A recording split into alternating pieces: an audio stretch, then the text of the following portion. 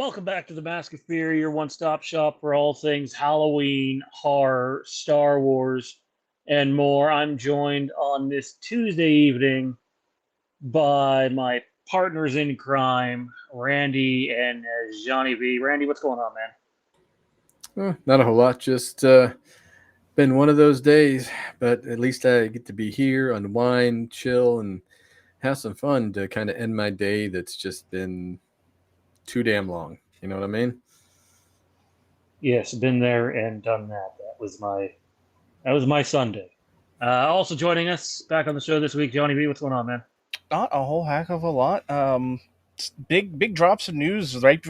It's tradition around these parts that we get these news drops right before we go on air, and lo and behold, it happened again. Yeah, we're Johnny's alluding to the fact that Matt Smith from House of the Dragon, Doctor Who, and probably plenty of other things that I can't remember, has finally, officially, I guess for the second time, been cast in Star Wars, but this time will probably actually happen. The first time he was cast as a young Palpatine, that moment in The Rise of Skywalker when Palpatine does whatever he does at the end to Rey and Kylo Ren, Ben Skywalker, pardon me. He wasn't just supposed to go back to like his Revenge of the Sith form. He was supposed to go all the way back to his youth, and that would have been played by the one and only Matt Smith. And you probably would have got a far more practical and better looking final battle out of that film. But instead, this time around, he's been cast in Sean Levy's Star Wars Starfighter. We'll talk about that more later on and what the possibilities could be. We're also going to talk about an official Halloween announcement scheduled for tomorrow. We'll get into what that is and what that is not. SummerSlam was this past weekend. For the most part, I thought it was solid, despite, my rooting interest maybe not going their way, and then a controversial thing at the end, which I still don't agree with. But that is in the books, and it's going to be a short show tonight. I'm warning you now. If you're tuning in after the fact, you might only see 10 minutes of the show. We're aiming to keep it at around an hour, so let's pay some bills and do the homework here. Big shout out to our channel sponsors, Ryan over at Kaulignation, your one-stop shop for all things NASCAR. Also thanks to Jesse Storytime Spectacular, another place to check out some cool pop culture videos. He's been doing some interviews recently, and our friend Jason, who joined us last week. I think Jason was on the show last week. Yep. From Backtrack Cinema, constantly putting out retro reviews all the time. Check out what he's doing over there. Big thank you to all of our channel patrons, by the way. You can check out our AEW All In review over on the channel. And Alien Earth tomorrow, as Rhino says. Yes, indeed. And then the other thing that's going to be coming to Patreon soon that I can announce right out of the gate here is we are going to be doing a Star Wars Ahsoka watch party. Now, the first thing the three of us ever did together, content creation wise, was the Ahsoka reviews. I think we might have had a month leading into it or something, and then it was right into the Ahsoka reviews. But we didn't actually watch the show together. So now we're going to sit back, watch the show together, because obviously there's rumors all over the internet about what's going on. You have an Ewan McGregor that certainly looks a hell of a lot like Obi-Wan Kenobi right now, and you might be saying to yourself, well, he is Obi-Wan Kenobi, but the difference is that's not how Ewan usually keeps himself when he's not appearing as Obi-Wan. That's not his normal appearance, if you will. And so much more going on there. We got some Welcome to Derry rumors that we're going to touch on as well, so be on the lookout for that. But in terms of the Ahsoka Watch Party series, I think the plan right now, tentatively, is to start August 20th, I think I said. And if we start August 20th, what we will end up doing is some of the watch parties will be available on the YouTube channel, and some of the watch parties will be exclusively available on Patreon. Not sure how many, not sure what episodes. I know the first one will be available readily on YouTube, but after that, I'm not entirely sure. So you have that to look out for as well. Before we dive into the show here, guys, is there anything that's not in the show notes that you want to bring up right off the top of the show to get out of the way? Not that isn't in the notes. Yeah, I can't think of anything that was crazy enough that needs to be in the notes. So I think we're good. The only thing I would say is the Spider-Man Brand New Day is going through very public filming right now. I figured they might have ponied up the cash to, close off some city streets. That's not easy to do, but they're not doing that. So there's a lot that's coming out. Certain tanks with certain people's alternative logo on it, and Tom Holland, and all sorts of stuff, and also the end of the Punisher special that'll be on Disney Plus. Like, it just ended filming, and a lot of the filming from the last few days of that was also public. So if you want to avoid any spoilers whatsoever, or the Punisher kicking some serious ass, which is readily available on the internet, maybe avoid that stuff because it is all over. Our multiple choice question for this video is, what do you think tomorrow's official Halloween announcement will exactly be pertaining to? Do you think it will be pertaining to just a new vinyl release from Sacred Bone Records? Are they going to announce that they are doing the score for the TV series? Are we going to get more news on the TV series, or none of the above? Comment down below and share your thoughts there. And if you haven't yet, click the thumbs up, people. It helps out the video a lot. It takes 1 second to do. Doesn't cost any money. And we really appreciate it. If you do want to turn the conversation in another direction at any point during this episode, feel free to send in a super chat. Not only does it help us out a ton, it's appreciated. And the number one way to support the channel, though, is to head on over to patreon.com/The Mask of Fear, where you can get bonus content pertaining to a lot of things. And Zach and I are almost at a point. We've been working away at this for like 2 months now. Almost at a point where we're ready to announce our new show and what the details about that are. We do know that we will be recording for it every other week. But I think right now we're leaning towards doing a live show every other week, and then a recorded show on the weeks where we're not live. Just all depends on how busy it'll be, and go from there. So there you have it. Let's dive into things. Okay, so tomorrow, Sacred Bone Records, that is Cody Falk, John Carpenter, yes, that John Carpenter, the creator of Halloween, and his son, is it Cody Carpenter? I can't remember the fellow's name. But his son, they're in a band. They did the entire score for David Gordon Green's Halloween trilogy that just came out. They've been teasing stuff for a few days, and we know that there's an official announcement pertaining to the Halloween franchise involving them. I have an idea on I have an idea on what it is, and I don't want to sit here and say for sure what it is, but I want to get your guys' thoughts. Now, it's important to remember this is not me or Max making an announcement. It's not Trankus making an announcement. However, it is John Carpenter making an announcement, but you can assume that Sacred Bones Records is attached because it's being announced through them. What are your best guesses, fellas, on what this is? And then I'll say what I believe it to be. I mean, an assumption for me is that it's probably some sort of special pressing of the classic vinyl soundtrack. Something around the anniversary and special stuff. I mean, maybe there's stuff that John's had in his back pocket that had never got released that is being released with this or something. I think it's something like that, a limited pressing of the classic vinyls.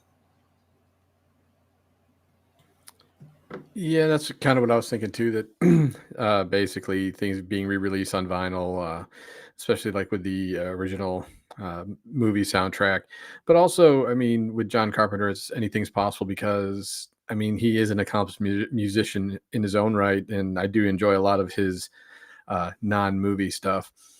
But yeah, that's kind of what I was thinking, and maybe they'll even slip in that, whatever it's coming out, whether they decide to go with a movie or whatever, that they're just tacked on to do the soundtrack for that, whatever they decide to do. I think those are solid guesses. I've seen a lot of people speculating today that it could be an announcement pertaining to the TV series. We do know that John Carpenter, I would say drop hints, but he came out and flat out told people that he would be a part of it. Now, whether that happens or not, it's such a volatile project, right? I'll throw this nugget in. The last thing that I heard on the Halloween TV series, and it should be taken with a grain of salt, was about 2 weeks ago. And one of the sources that we use here said, and I quote, they are very much still trying to figure out which direction they're going after the changeover at Miramax. Now, when I read in between the lines there, I take that as, okay, so the Miramax head who acquired the rights to the Halloween TV series is out. We know this. Mark Helwig is no longer there. But the other way I take this is when that change happened, the pause button was hit, and now they are basically back to square one. I shouldn't say square one because Miramax still has the rights. That would be square one, is getting the rights. That's already done. But in terms of creative direction, who knows at this point?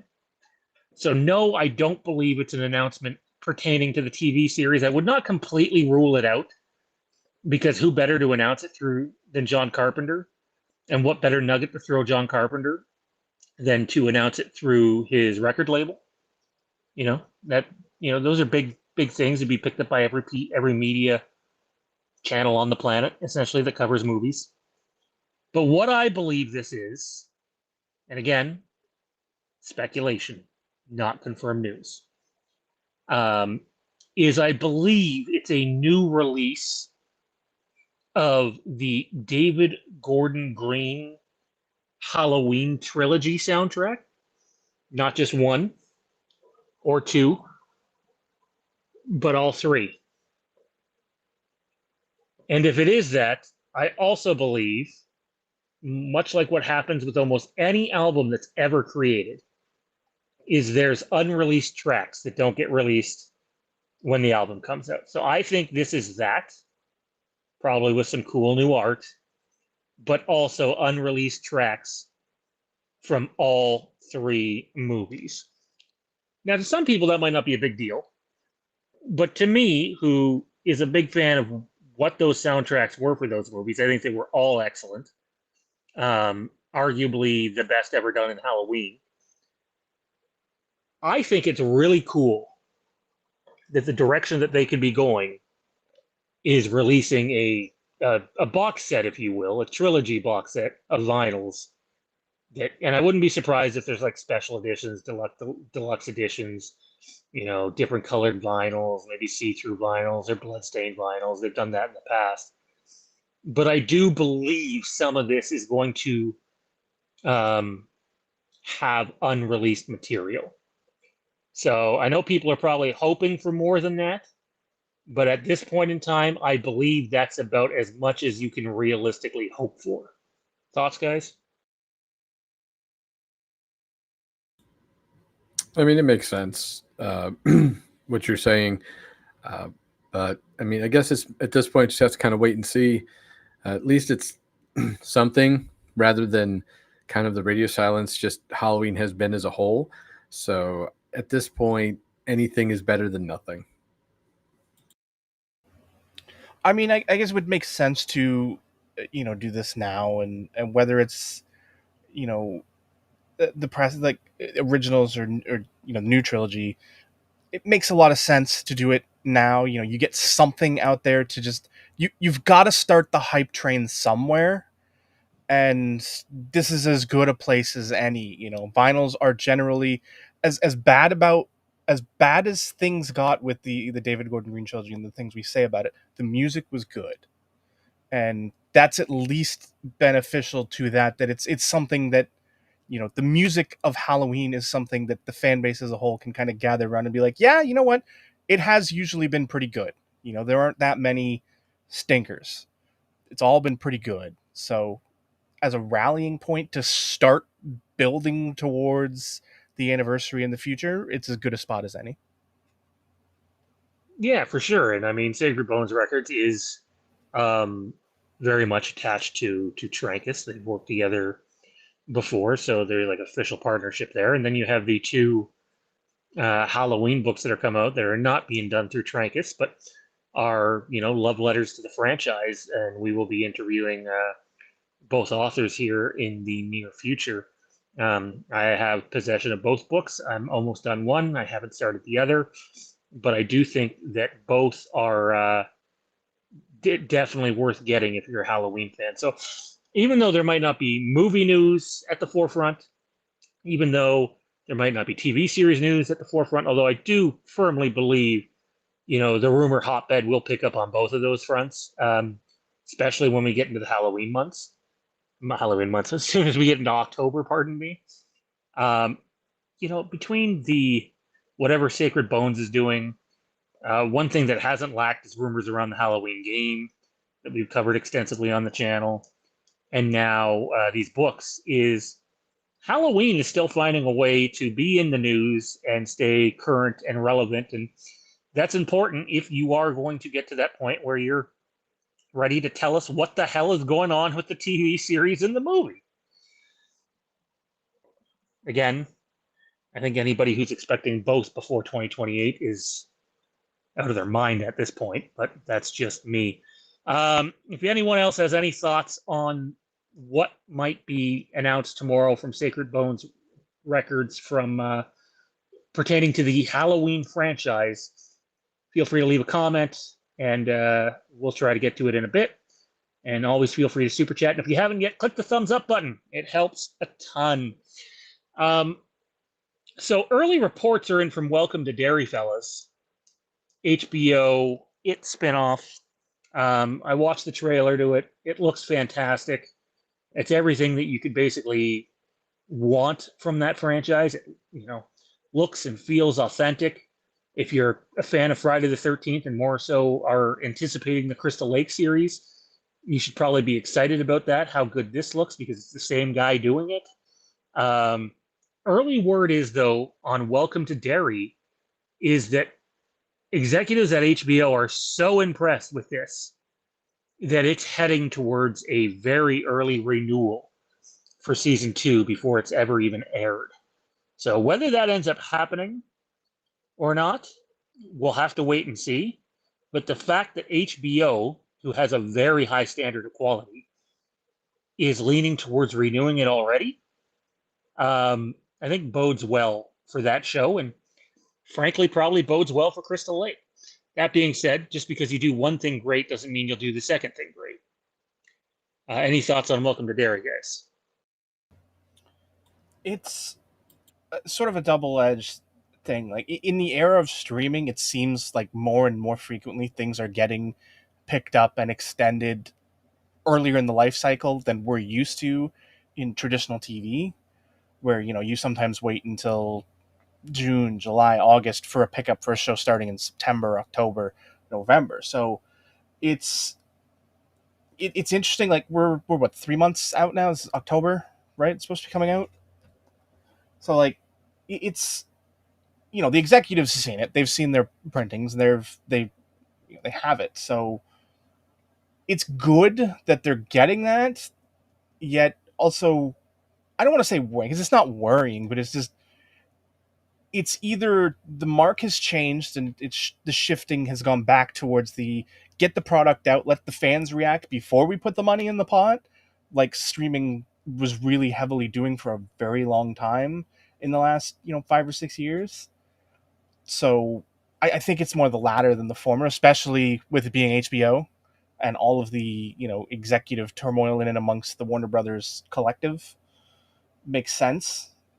I'm excited for it. Like, just having that level of interest at the executive level is important, because it does bode well for, for a showrunner as the most important person. Being able to put together a team and put together a product that the executives can get behind is an amazing thing to have, and it's a tough skill. There aren't a lot of quality showrunners that can do that, and doing it, I think, bodes well for Crystal Lake, and I'm hopeful for it. It's something I want to see. I'll be watching it this fall, and I'm excited. I'm happy. I'm happy that the executives like it, because they are the fickle ones. Not the fans. Fans are, there's going to be fans on both sides of the coin, no matter how you slice it. So having the executives behind it, I think, is important, and if they're behind it, that makes me very happy. Yeah, for sure. I also think it also kind of shows just type of, the love for the series, the characters, to put out such quality that they're ready to give you a season two. Just about, it says a lot. I mean, clearly solid story. We're getting stuff that we've never gotten before, which is always key in any type of franchise, especially if you're going backwards rather than forwards with the story. And I'm pretty excited for it, just because I did enjoy the movies, but I also enjoyed like the originals with the original miniseries with Tim Curry. But this is also got me excited to actually sit down and just go through the book as well.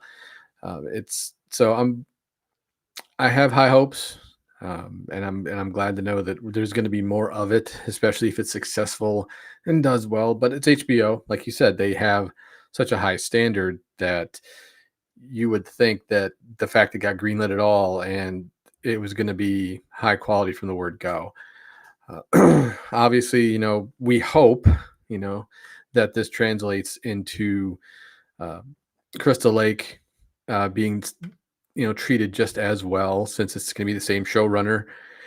And we can only hope that, what we're going to see with Welcome to Derry is at least a glimpse into the type of quality we're going to see when we finally get to see Crystal Lake. Yeah, it's kind of like that old saying of, hey, just because you see a really good movie trailer doesn't mean the movie is any good.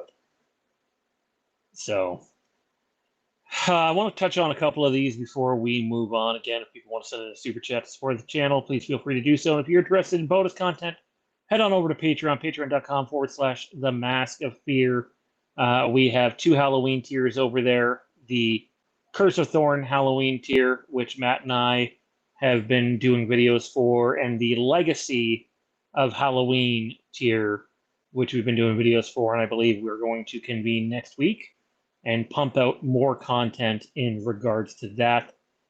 Dustin said he was hearing that it was extended music. Yeah, to my knowledge, again, it's speculation. I did a little bit of searching around today and messaging a few people, and the best answer I could come up with is it's a box set to the entire David Gordon Green trilogy and will contain unreleased music from all 3 movies. That doesn't mean that that's definitely going to happen, but that is where I would place my bets right now. And in terms of what Flick said, by the way, Flicks, how you doing, buddy? Long time no see, brother. Um, says he personally doesn't think they release a new Halloween feature film until the 50th year anniversary. So here's an unpopular opinion. If I were them at this point, I would scrap the whole idea of a Halloween TV show, or at least not, maybe not scrap it, but put it on the back burner and focus on that 50-year movie. Not just releasing a movie on the 50th year anniversary for the sake of releasing a movie, but releasing something at substantial quality. And it's only 2025 now. And we know they were working towards both a TV show and a movie. But if you were to put all your eggs in the movie basket right now and plan for the 50-year anniversary, I think you have the possibility of going out and doing something special and unique and giving it time to develop and not, shooting a movie off the second or third draft, but go over tons of revisions and getting the right creative team in place. And I think you have the chance to do something special. Um, yes, Flix, it has been a while. Every Tuesday, man, 8 p.m., you can catch us here. Tonight is a shorter show. I got all three of my kids here today instead of two of them, and the oldest one is 17 and awaiting me to get the hell off here so I can spend some time with him. So gonna do that tonight. But I'm glad you're doing well, brother. Let's see. All right, yeah, we can. I think we can move on at the moment. Feel free to turn the conversation back to anything you want by sending in a super chat. For now, let's move forward. I do not have the show notes in front of me, guys. Do one of you have a handle to them? Are Straight we Star right Wars. to Star Wars? Yep. Straight to Star Wars. Okay. So originally, as we mentioned off the top of the show, we will be doing a Ahsoka season 1 watch party series, tentatively starting August the 20th. That is a Wednesday night. Would probably start around 10:30 p.m. Eastern. And episode 1 and 2 will likely be live on the YouTube channel. There's a good chance the remaining 6 episodes, or a good chunk of them, will be exclusively available over on Patreon at our intro tier, which you can go head on over and subscribe now if you haven't, patreon.com/The Mask of Fear. So originally, that was going to be the only thing Star Wars we touched on tonight. And then somebody that we used to do shows with here and there on our old platform, Star Wars Wastelands, asked me today, where the hell is the Mandalorian and Grogu trailer? And I thought to myself, dude, calm down. It's still over a year away. And then I remembered, oh, no, it's not over a year away. It's not a December release. They've gone back to May. So we're already down to 9 months. And I got news for you fellas. Usually, there's a Star Wars movie trailer out before this. Usually it's a teaser. But that tells me that we could be getting the trailer to The Mandalorian and Grogu basically any time in the next 2 or 3 months. And I don't think it'll be a short 60 to 80 second teaser. I think it'll be a full 2-minute thing. I'm sure they're trying to fine tune things and brush it up as well as they can. We know that that movie was originally supposed to be The Mandalorian season 4. They turned it into a movie. Obviously, they had time to do more than just what they intended to do for the show. So it shouldn't feel quite as clunky, but it does, raise the question. We know footage has been shown because we've seen some of the leaked footage. Bad quality, but we've seen some of the leaked footage. But I would say, hey, here you are 9 months out from the movie, still no trailer. When do you guys think we're going to get something for this? Because I have to think it's relatively soon. I think we're going to get it in September. And I think, like what we've seen in the past, since ABC, Disney, all that stuff, I think we'll probably get it during like a Monday Night Football game or something like that. Because, with the season right around the corner, people being excited to watch football, we know they get good ratings. You're going to get as many eyeballs on that trailer during like the halftime as you possibly can, or whatever game they decide to do it. And I'm pretty sure that's what they're planning, but that's just a guess at this point. There's the comment of the show so far. Flick says, I figure Pedro needs to star in 12 other franchises first. If I had my horns available, which they should be soon, they're not tonight, I would give you horns for that, man. Good shit. My guess is I'm going to go even one step further than Randy. Monday, September 22nd, Lions and Ravens Monday Night Football. That's my prediction. I think that'll be the highest rated Monday Night Football game in the first month. I think that's the one. It's on ABC and ESPN, double the coverage. And I think that's the date. It's a game people are going to be watching, and it's two of the top teams in the NFL right now. And I think that's it. Monday, September 22nd, That's my prediction to the date specifically. Now, I could be wrong on this, but I don't believe this year is a D23 year, is it? Wasn't that last year when they did their Avengers thing, or I was the Avengers thing at believe it Comic-Con? was last year in Tokyo, right? I No, honestly that don't was remember. Tokyo. That was Celebration. Celebration. So this might be a D23 year. There's this lovely thing called the internet, so let's I'm find pulling out. it up as we speak. That's not helpful. You mean um,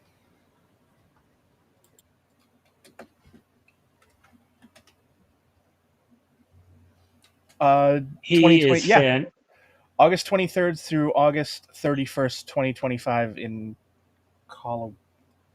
That's Destination D23. No, the next year, I guess. Okay, I was gonna For the say, well, that's actual, the date, then I that's don't. it. But That's a Destination D23, so that's not the actual. You know what I mean? Um, I'm not sure.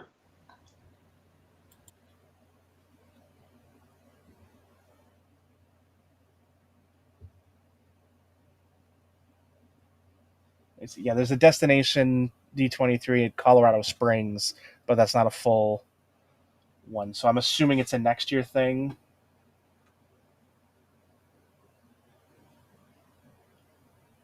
Because we had a D23 was last year in Anaheim, so it's next year, 2026.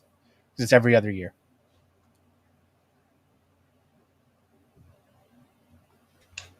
All right. Well, I was posed the question about the trailer.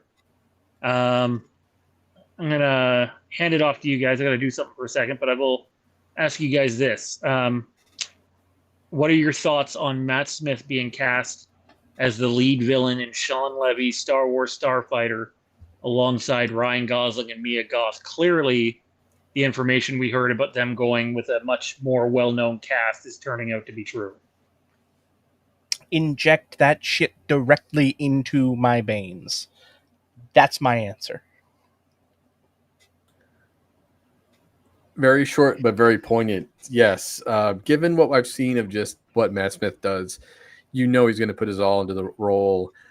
We've seen him play, basically an evil character in multiple movies, and in each one of those movies, he's had so much fun with it. He was the best part of Morbius, hands It was down. the only good part of Morbius.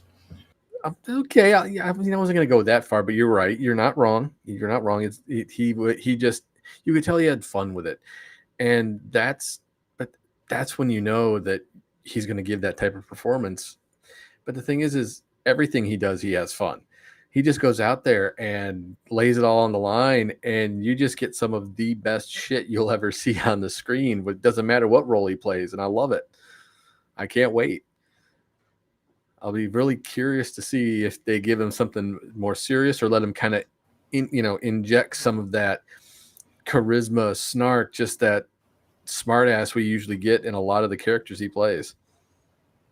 I mean, I think we get a little bit of both. I've been on Team Matt Smith since 2010. Since he showed up wearing the bow tie and suspenders in Doctor Who, I've been on Team Matt Smith all the way. I've seen him in some bad things, like Morbius, but I've never seen him put in a bad performance, and that's an important distinction. I think he has the ability to, he can inject. I think he can handle the levity of what you would expect from a Sean Levy type project. So I think he will have that ability to go there when called upon, but he can also pull back and, handle the hoity toity, uppity, stick up your butt imperial type, as you sort of saw when he played Prince Philip in The Crown. He did a very good job with that sort of, stiff upper lip, straight back, you know, British royal. And it was very, like, it's not a far leap to go from that to an imperial villain type guy, assuming that's what he is. So however you end up slicing this cake, whatever the type of character is, he can pull it off. He can pull off the, stick up his butt imperial, or he can pull off the, more sort of cocky and charismatic, uh, I don't want to say Han Solo type, but that sort of rogue, character. Someone to play opposite Ryan Gosling, who's likely doing the same. So like, if he's Han, I could see him being sort of like a more, evil-ish Lando. So he can pull that off as well. So I think, however you slice this cake, I think we're in for a great performance from someone who is amazing at that. I already made that joke in our chat, Dustin. So long as he's not a Palpatine clone was the exact thing I said when Sean first mentioned that he had been cast. So, yeah, I that's the only thing I don't want. But yeah, I'm excited for this. I think this is a fantastic casting, and it has racked up my interest in this project tenfold. Yeah, I was liking Dustin too, and then he brings up the whole, and somehow Palpatine has returned again. I'm like, no, no, no, no. That's done. That's over. No, no. But what would be really kind of neat is if we get, if we go House of the Dragons in terms of just that type of psychotic nature of the villain for Matt Smith, since we know he can pull it off in spades. That would be absolutely amazing. But you're right. In anything he tries to do, anything, whether it's by the book, whether it's terrifying, snarky, whatever personality that Sean Levy decides to give the main villain, he's going to knock it out of the park, and it's going to be exciting to watch. I can't wait to watch Gosling and Smith go back and forth with each other. That should be a great interaction. No matter how many times, no matter how many times you watch it, it's probably going to be amazing every single time.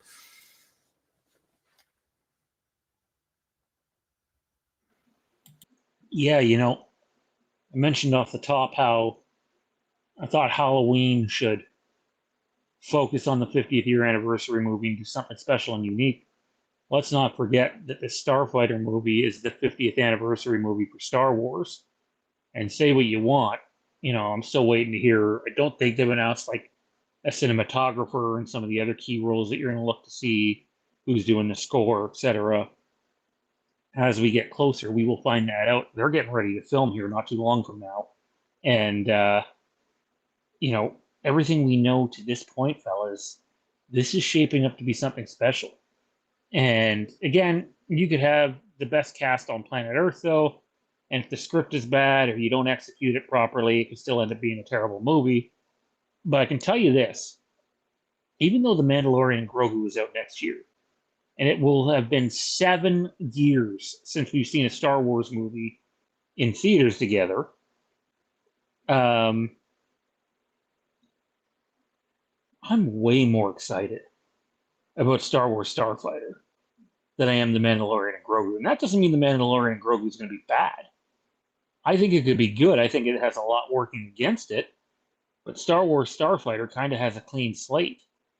So, and then there's the rumors that, Daisy Ridley might be the MacGuffin of the movie, right? Like Rey might be the character that Ryan Gosling's character is trying to get his nephew to.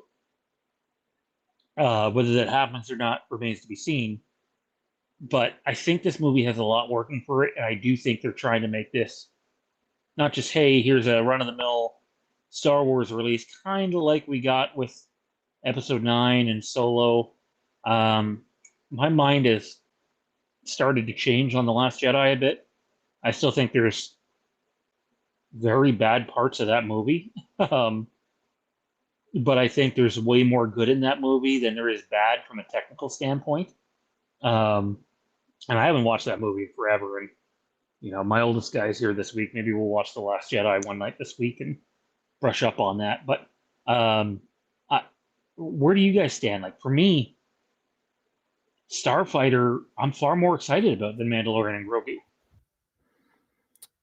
Well, the one thing we always got to remember is, clearly this is a movie that Filoni's given his seal of approval, which is the only reason it's probably getting made at the moment, since he's head of creative. But In general, I like the idea that we're getting something that they're putting all that they're just going out there and they're bringing in talent and they're bringing in people that not are not just well known, but just absolutely amazing actors and actresses. And that is always going to be exciting. The key thing here for me is always going to be, does it feel like Star Wars? Like, and I've said it before, Last Jedi, great film, but not a good Star Wars film. If you take out the Star Wars aspect of it and just leave it as a film in general, Ryan Johnson crafted a great film. Um, it just happened to be a Star Wars film. It's Star Wars. That's really all that really was. And did it, piss off people? Of course it did, because it wasn't what they were used to. But ultimately, I'm always going to be excited for the 50th anniversary in general, just because I've loved Star Wars since I was a kid, and to have this come out as part of the 50th celebration, because I think we're going to get a year-long celebration of the just 50 years of Star Wars in general, and I think that's going to be amazing by itself. But just to have this movie come out then and have them put all their chips in not one basket, but just go out there and try to put out the best quality thing they could do. It's exciting. It really is. And I really can't wait. It's going to be absolutely amazing. Yeah, I will say. Oh, sorry. Go ahead. Well, I was going to say, as far as things coming down the pipe, this far and away supersedes anything the Mandalorian and Grogu has going for it. Not just from the production behind the standpoint. I mean, you have Sean Levy, you have Ryan Gosling, you have Matt Smith now. That alone sort of tops out pretty much everything you have going for you in the Mandalorian and Grogu. Because I mean, as hot as Pedro is, it's Pedro in a mask. It's not actually Pedro; it's just Pedro's voice. So, like, I'm all for this. This is so much more exciting to me because I think everything that, especially knowing that this is something that was designed for films right from the jump, Mandalorian and Grogu is still always going to be a TV series bumped out to a feature film. And it's going to feel different. It's going to feel, it's going to have its pacing problems because it is, a season long story cramped into a 2-hour film that it's, it has a lot of things to overcome. And I just don't know that it's going to be able to. I'm sure it'll still be good, because of the people behind it. Favreau and Filoni are not going to put out a bad movie. It may have its issues, but it's not going to be bad. So I'm confident in that. But Starfighter just has everything right. Every announcement they make keeps sort of getting better and better and better and better. And as far as production cycles go, I would argue this is the first time to this point, again, to this point, and I cannot stress that enough, to this point, this is sort of the fastest we've gone through the cycle of Star Wars, from announcement to casting to everything to it coming out, all of those things. As long as it keeps going and rolling at the same pace it's going at right now, I don't, it's a runaway train that I don't think there's any stopping. And I am all for that because Star Wars needs that in a big way.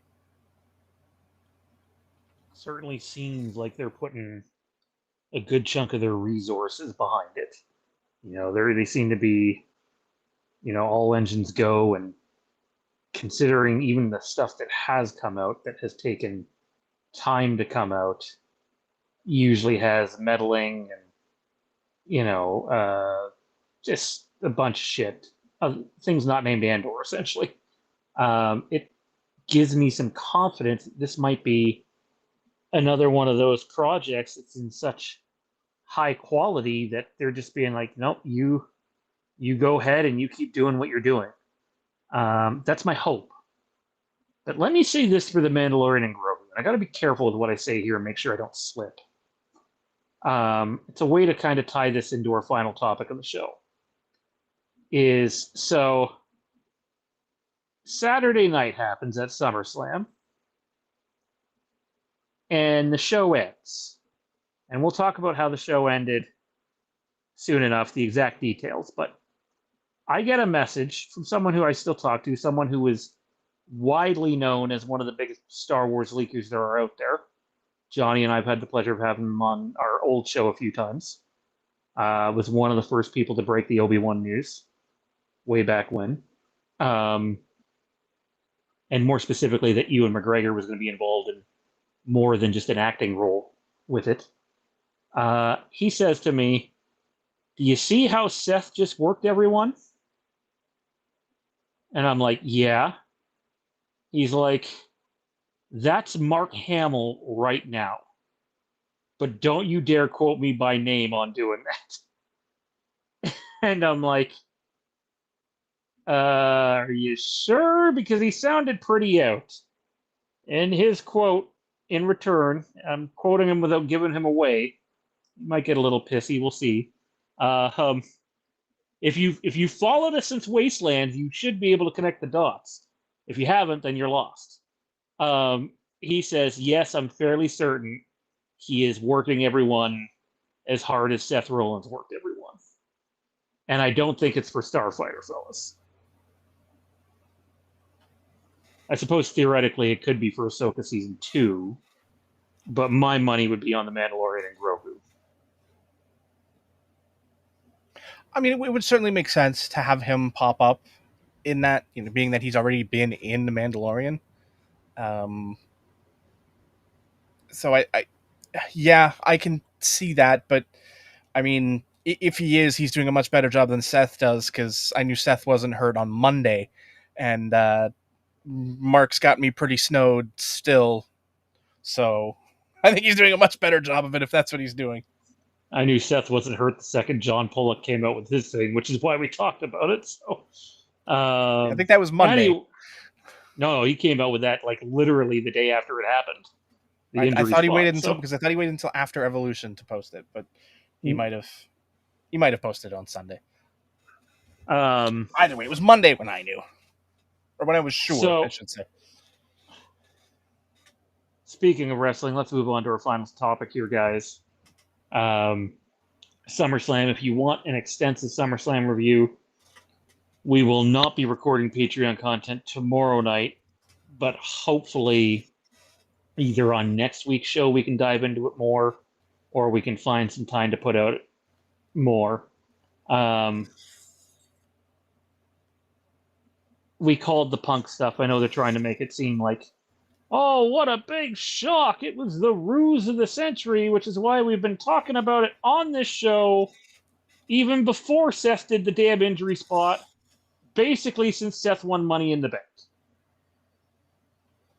I'm not saying we know everything, because we don't, but the whole idea that this was this massive surprise, and we've been calling a Punk 5-minute title reign for months now, like, come on.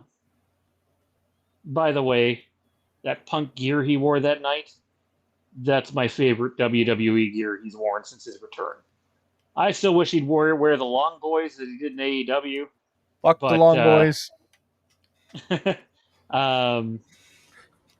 I like the steamboat tights that he wore at, as I say, All Out, but I guess it's better to call it Brawl Out. But his more traditional long boys, like the blue ones, they didn't look that great, but the white ones I liked. And then obviously this one was very much Fantastic Four themed. So, looked great. And let's just talk about that match. How about we talk about that match? Why don't we talk about the two main events and then some just general feelings on the card? I'll start off with my review of the main event. I thought it was excellent. I know there's going to be people that are like, oh my God, they weren't doing 100 flips like AEW high-end matches or Will Ospreay matches. And all I thought to myself is, yeah, you know what else AEW doesn't do a great job of? Great technical wrestling matches. It's not like they don't exist. Bryan Danielson had a few of them, for sure. But it just reminded me of an old school, great technical wrestling match. And other than Gunther intentionally missing Punk's head by about 5 fucking feet in the one spot that looks terrible, I thought it was a good match and told a good story. I liked it. I was happy Punk won. until he lost. And it kind of just made me feel like I would have rather he never won to begin with. I would have rather Seth cash in right towards the end of the match like he did with Lesnar and Reigns and come in, and then you protect Gunther from being pinned. Punk can be pinned. Gunther doesn't lose the title on his pinfall. It would have been a no DQ at that point, meaning you could have had the other two involved. That's how I would have booked it. But that's just me. All in all, I liked the match. I thought night 2 was better than night 1. Randy? The both main events were great. I liked the slower pace for Gunther and Punk just because it just fit where both of them were. Not that Gunther can't work a faster pace; he can, and we can also blame the cameraman for some glaring misses, so to speak, because that one punch, I was like, "Wow, good job, cameraman! You're fired." But ultimately, I felt like, you're right. We don't get a whole lot of technical wrestling matches in AEW. A lot of it is for the flashiness, for the athleticism of it all. But this is athletic too, in what they did, and it was really well done. It definitely they had to tell the story to wear Punk down to the point of where he was so gassed that he just essentially resigned to the fact of what was about to happen, unlike when he ran away the one year when he had the title. But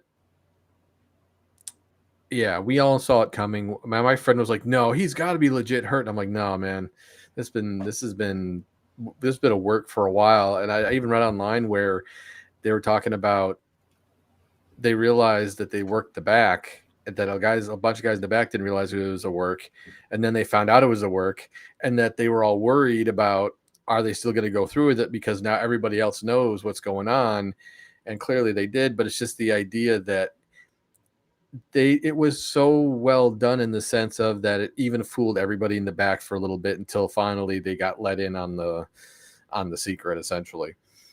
But we all knew it was coming. It's a shame that Punk only got the 5-minute reign. I know you were definitely not happy in the chat when it happened. But yeah, it was a great match. The finish was done well. And, I just hope Punk at least gets a extended title reign at some point. Yeah, I can swallow the pill a little more if he does get in a proper title reign. There's a lot of people convinced that it was going to be Punk and Cody at this year's Mania because they've teased it 2 years in a row. I don't know if you can drag on Punk versus Seth all the way to Mania again. It's Triple H, so maybe you can, but and I don't mean that in a positive way either. But who knows? Johnny, how'd you feel, man? I mean, fundamentally, the match was fine. It was what I expected it to be. Two guys who are extremely talented in the technical aspect of professional wrestling, telling a very good technical story. My issues with the match aren't so much, with any sort of directing or fundamentally or anything like that. It's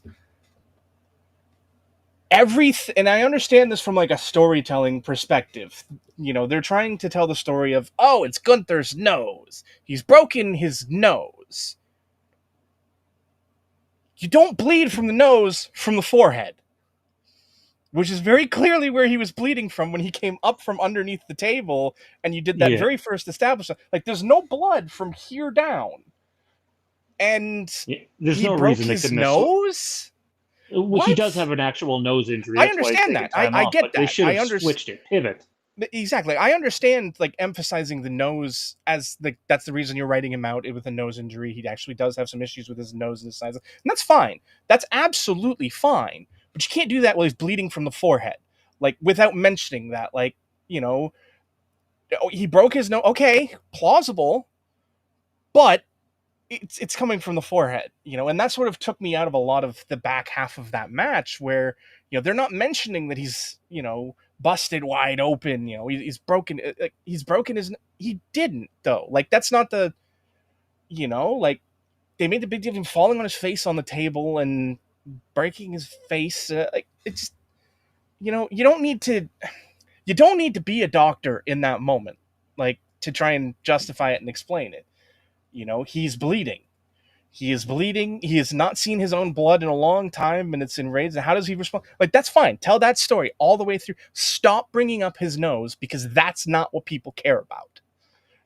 Like it takes it's the one time in I'd argue the last 5 or 6 years like that Michael Cole has truly been terrible at the desk.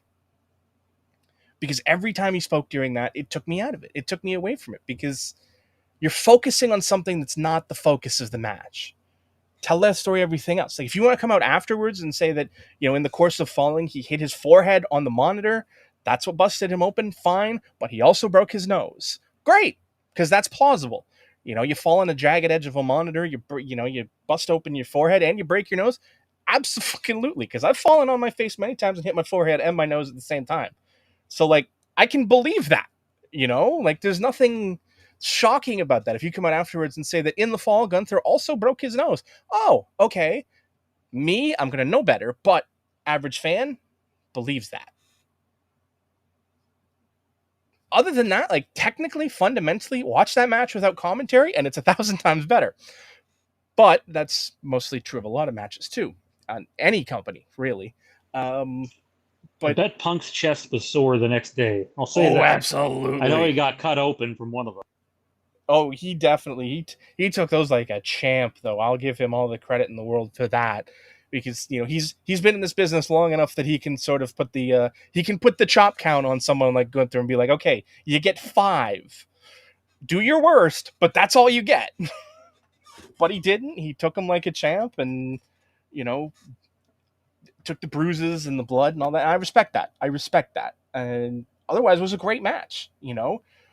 Which is the problem. Like I feel like they milked the ending, like the post match, too long, because there were definitely points there where even I was sitting there like, oh, maybe they did pull the wool. Like maybe this isn't happening, and then it happened. Like they waited too long for it to happen. I mean, I'd argue they ended up doing the same thing on night 2 as well, but that's an issue of direction, which. As I pointed out to Randy in the chat on Sunday, they did a terrible job directing this show top to bottom. From a technical standpoint, but overall it was a great match. Definitely a lot of camera angle misses throughout both nights. That as well. I pointed out to Randy, like after every match, they would do like this shot of the crowd with no audio. It was weird. It was like awkward. Netflix has some weird audio cutouts too. Michael Cole cuts out basically every single Monday Night Raw. He'll be in the middle of saying something, and then it goes silent for like 10 or 15 seconds. And I've only seen that happen since going to Netflix. I don't really know what the issue is there or what's actually going on.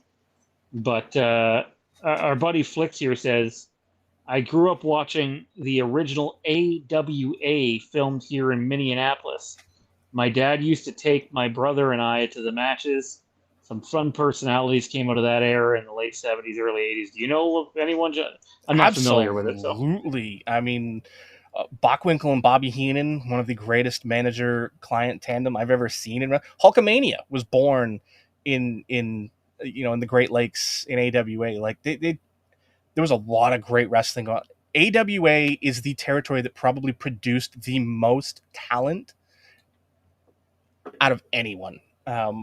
I'd put Vern Gagne as a trainer up against Stu Hart as a trainer. And as far as reverence for trainers in that era goes, Vern is very underappreciated as both a booker and as a territory. The AWA is. I love watching AWA wrestling. I love watching, the Blackjacks. And like I said, Bockwinkel and Heenan. Oh God, I could watch those two for days. God, I love Bobby Heenan. That was Bobby at his best with Bockwinkel. He's a gem. I actually just heard Bobby the other day. Zachary and I were watching the Warrior Macho Man match from SummerSlam. So 92? Yeah, Wembley. I'd never seen that match before, so I just pieced together, well, there's no way Warrior's winning the title here. That can't happen.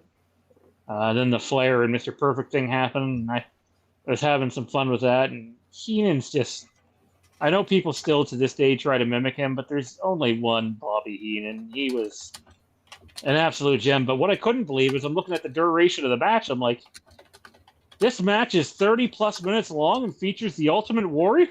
What? So that was a bit of a surprise. But then again, I think Randy Savage could wrestle a bag of milk and get a good match out of him. So, that match also had the Flair and yep, Henning stuff in it too. They couldn't decide who they were going to turn on. So, yeah. It had me lost. Like, wait a second, is this when Macho Man goes bad and then gets with Sherry, or has that already happened? I was having a hard time placing my dates. I think it had already happened. Oh, yeah, they were both baby faces in that match. So, that's post Warrior return the first time, right? No, he hadn't been let go of the company by then. I thought he had. Hold on, let me think now. 92. That because he was wearing like. So yes, it would be. The Rob Van It would Dam be after he type, came back. Yeah, because it's 92. That's after he came back at WrestleMania 8. So yes, this is post Warrior comeback. Yeah, because he was wearing that brick singlet that night, right? Pardon? He was wearing like the singlet with like bricks painted on it. Yeah, ugly as fuck. So it doesn't suit him at all. That's where that was the reason for the Ultimate Warrior died and was replaced. Rumor came from because he started wearing those singlets in '92. So yeah, in terms of night 2, the only thing I really want to get into is the main event. I thought it was far and away Cena's best match since returning. I think that one was 1. The one he did with Punk was 2. It was just cool to see him. Now, I will say this isn't really pertaining to the match, but knowing that's how he turned back to be a face, the thing on SmackDown, anyone who thought this was up there with Hogan and Bash at the Beach when it first happened, I understand the reaction to it when it first happened and the potential that it could have had. But considering what came of it and the awful it was execution, on par with Random Big Show turn 66. Yes, they dropped the ball. And so I don't necessarily blame them for just trying to get him back to be a face so that they can salvage the last few months. Because honestly, I thought everything he did outside of the Punk stuff, which only lasted, 2.5, 3 weeks, was pretty fucking bad, if I'm being honest. That ends up being a massive miss. But I liked the match. I really did. I thought it was good. The after the match stuff. Look, the amount of misinformation on the internet drives me nuts. Not just with doing stuff with this channel, but it's everywhere. It's every walk of life, every walk of fandom, every walk of sports. Ryan and I constantly deal with misinformation over on our NASCAR channel, especially since it's really picked up. Like, we generate a ton of traffic over there now. And it just drives me nuts. So when I see people on social media go, well, Brock Lesnar is not named in the lawsuit, so what's the big deal of having him be added? He's named 44 fucking times. 44. Does that mean he's guilty? No, not necessarily. I think that's a syntax thing. What do you mean? By saying he's not named in the lawsuit, he's not a named defendant in the lawsuit. I think it's just people being stupid. I think it's a little both. I think there are people that genuinely know that fact, that he's part of the lawsuit but not named in the lawsuit.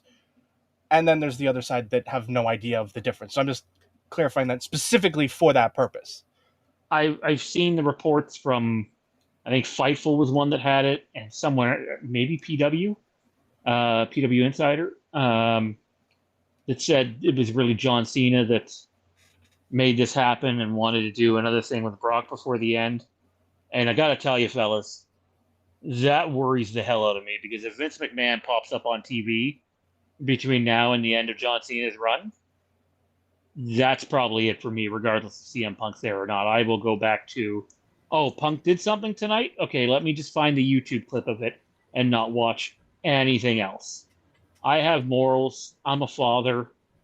The guy below me on our screen right now used to have a gamer tag that's related to McMahon, and never in a million years did I ever think he would change that gamer tag. I'm not saying because he didn't think the shit that Vince is going through is serious.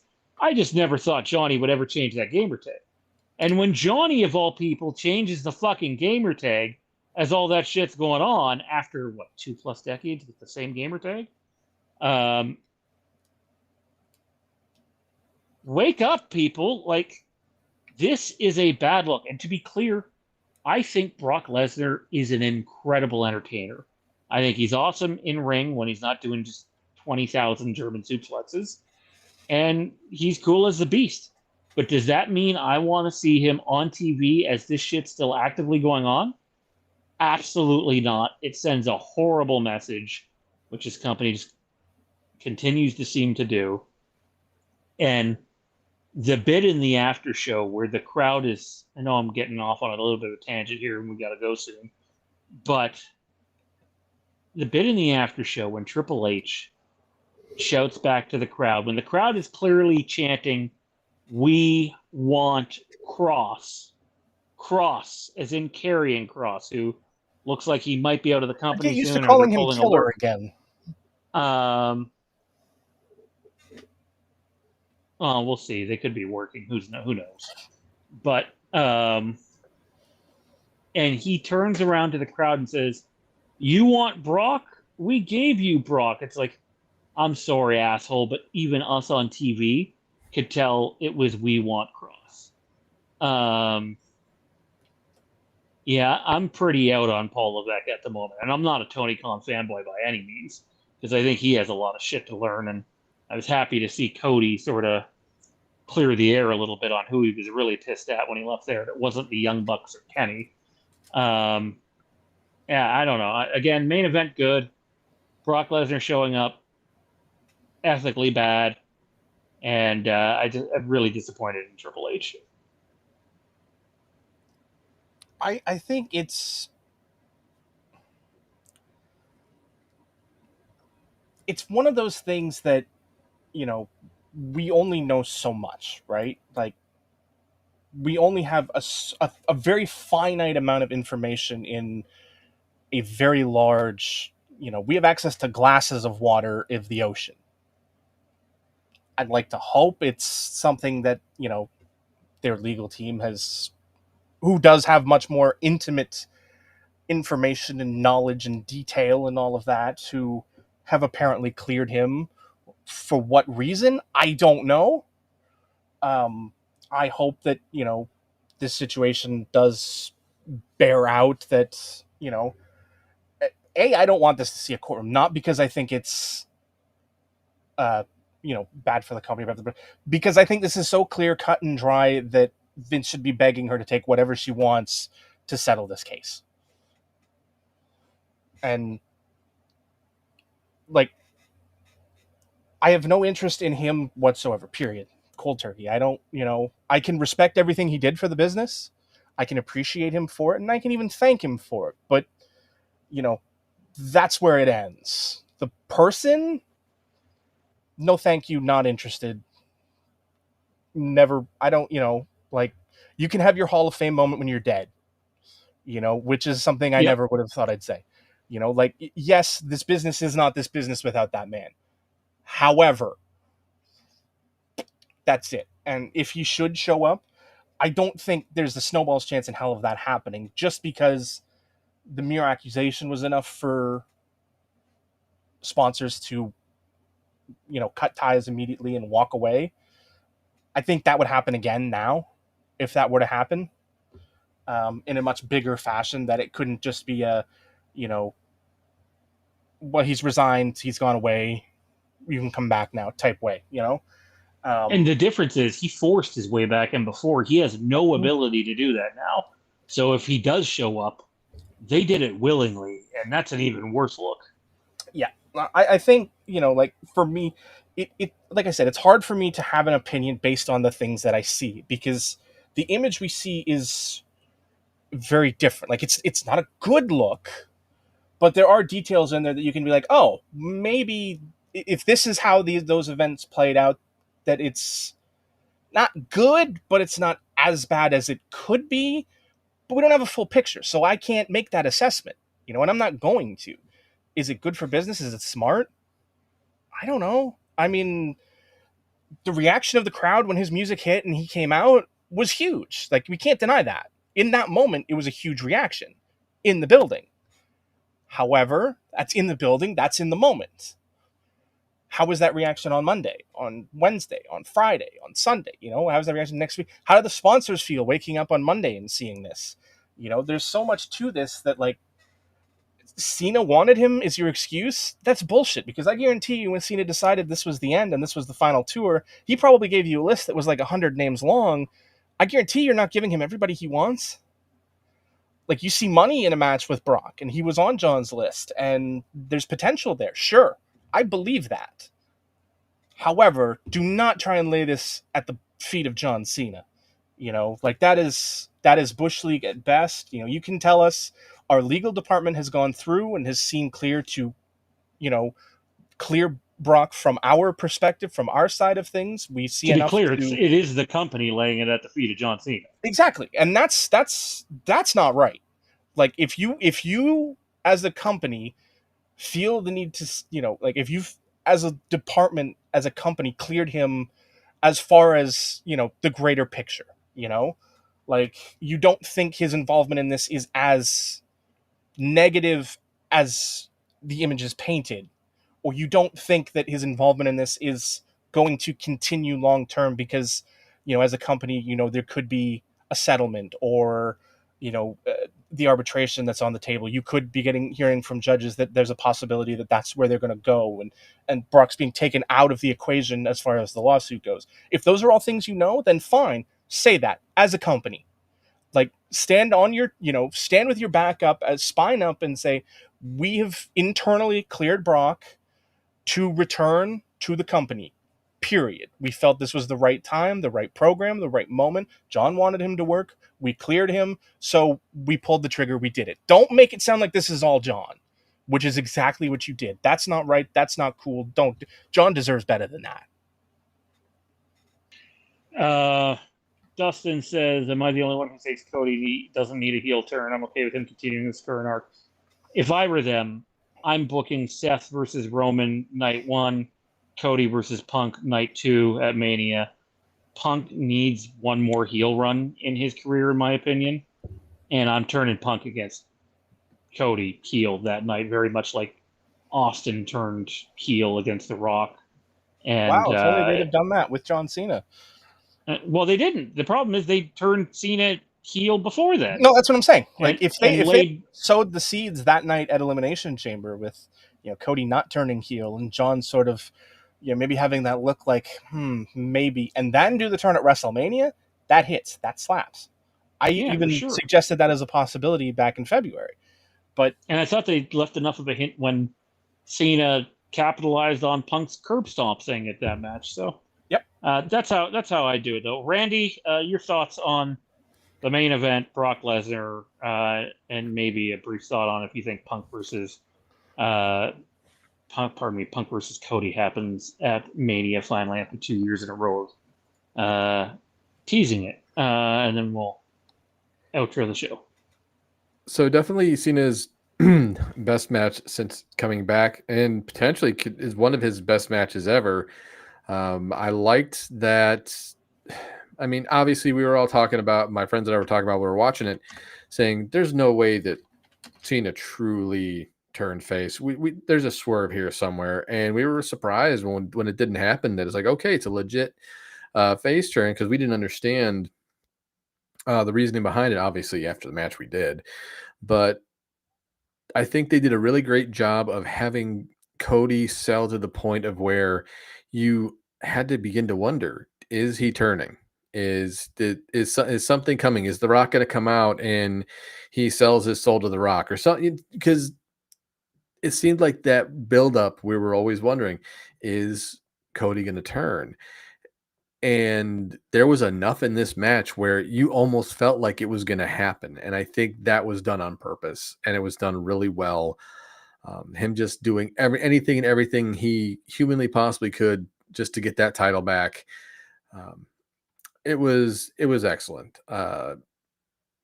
I could have done without the 50 million FUs and the 50 million crossroads that we got.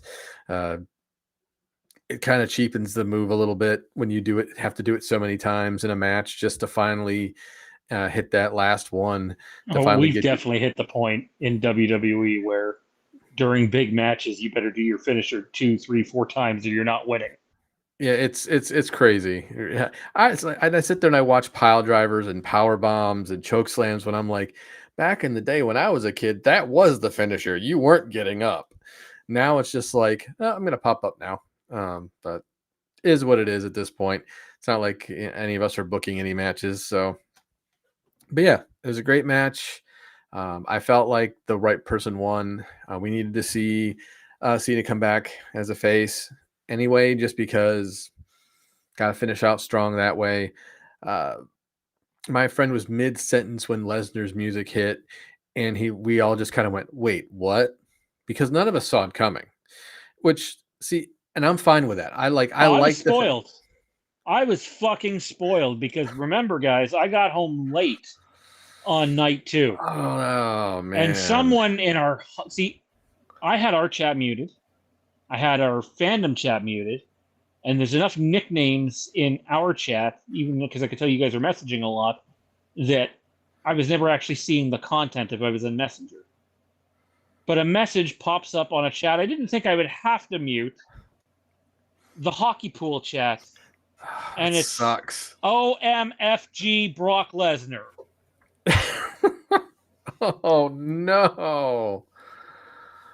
Ouch. Oh, damn. I don't even think Randy and I specifically mentioned it just so that wouldn't happen. Yeah, we legit were we kept it vague. We knew because we were both watching at the same time, so it was easy to just keep it vague and be like, yep, this. That happened, type reactions. Right. It's like, I didn't see that coming because in actuality, no one did. I feel bad that you had to have it ruined for you, but I said it to you, Randy. I'd heard that there was someone that was smuggled into the arena. That there was someone brought in, with the hoodie up and surrounded by security, and I just assumed it was The Rock. Yeah, exactly. I would have thought the exact same thing. But in terms from the ethical standpoint of Lesnar being back on TV, I don't really agree with it. I understand they cleared him like a month ago to be able to come back on TV and whatnot, but that still doesn't make it right. Obviously, they felt enough time away, and a lot of fans probably forgot. Then you have those of us who are just like, we're on top of the news on a daily basis, so we're always constantly being reminded of everything that's going on. And for us because of that, having this happen, we're just like, that's not right. He should not be on TV. I understand Cena wanted him back. I understand that we're trying to do the greatest hits for the final 4 months. Still, yeah, it just doesn't make it right. But at this point, it's out of our control. The only thing we can control is whether we decide to choose to watch or not, and I mean, obviously I'll pay attention and we'll see how it goes. They did have some extremely brutal matches in their rivalry over the years, and it was a great entertainment. So, maybe they'll find some of that magic again. Again, that doesn't excuse what they're doing, the fact of bringing Lesnar back. And why in God's name would you put McMahon's name out there to potentially show up on TV, or them maybe even thinking about it? No. You had to put that out there in the ether, and no, we don't need them even thinking that. That would be horrible. I hope not. I'm someone who actually can cut the cord on shit and be like, yeah, no, I'm out, and I've done it before on several things, and I certainly have no problem just reading the results afterwards and just being like, okay, well, I'll find this clip of Punk doing this or Punk doing that, or but someone else I like. I don't know. It is what it is. Let's wrap this thing up, though. If you haven't yet, please like the video. That's the thumbs up button. It takes 2 seconds to do. You could have liked it 5 times by the time I've gotten to this point in our little shtick here. Subscribe if you haven't. Turn notifications to all. That's if you have 5 different accounts. And share the video around. A lot of people have trouble finding our stuff since the name change. We are contemplating just making this a live channel and maybe doing so it would be renamed the Mask of Fear Live, and then having a separate Mask of Fear channel for short pre-produced content as a way of battling the algorithm. We're not committed to that yet. I need to do some more research, but it is something we're considering just so everybody is aware. Number one way to support us is head on over to Patreon, patreon.com/The Mask of Fear. The link is in the description below. A bunch of bonus content over there. 2 different Halloween tiers. The Squared Circle Rebellion, which is where you can find wrestling and Star Wars. We don't have any content on this next tier, but Beyond the Wall is coming. Westeros content is coming, and a primarily Westeros theme / pop culture show is coming to the channel in the near future. Is this something I need to view before we go off? No. Okay. So check that out. Big thank you again to our channel sponsors, Ryan over at Kaulignation, your one-stop shop for all things NASCAR. Big thank you to Jesse over at Jesse's Storytime Spectacular. Great pop culture channel by just a fantastic human being. And if you're into retro movies, check out Jason over at Backtrack Cinema, doing some documentary-style reviews right now and breakdowns of movies. And they're just really fantastic. Love the way that he presents his channel. And honestly, thank you to the chat tonight. It was a very active chat. A very active chat in terms of old school wrestling knowledge that we're pulling some cats out of the bag that I didn't think, were anywhere in the bag to begin with. So that was pretty cool to see. Randy, where can everybody find you, man? Well, obviously, every Tuesday is here. Obviously, we got some talk about some Patreon content we're trying to work on to put up for you guys to enjoy, and obviously over on X at Giggity Giles. Other than that, hopefully we'll get some good content out for you guys soon, so that you can continue to enjoy the passion that we've definitely want to put into this. Yes, the Ahsoka Watch Party series that we're doing, where episodes 1 and 2 will definitely be live on the YouTube channel, and then probably 5 of the episodes will be exclusively on Patreon, with 1 more on the YouTube channel. That's just the beginning of us doing Watch Party stuff on Patreon. So if you're interested in joining over there, that would be a good reason to do so. Also, big thanks to our patrons in general. Without you guys, it'd be hard to be here if we didn't have the sponsor support and patron support that we still have, because God knows YouTube doesn't help us with much at all. Johnny, where can everybody find you at, man? Oh, man, you can find me here, there, and everywhere. Twitch.tv/brosbeforepros. Yeah. All right, and if you missed the show, what did you miss? You missed us talking about an official Halloween announcement tomorrow from Sacred Bones Records. Welcome to Derry. Looks like it's going to be renewed for season 2 before it ever airs an episode. Brief talk about Spider-Man filming and the Punisher special wrapping up filming. We also talked Star Wars. When are we going to get the Mandalorian and Grogu channel? Well, the Mandalorian and Grogu trailer. Matt Smith cast as the main villain in Sean Levy's Star Wars Starfighter, due out 2027. We also talked some wrestling. Go back in the show if you've joined late to check all that stuff out. And we will see each and every one of you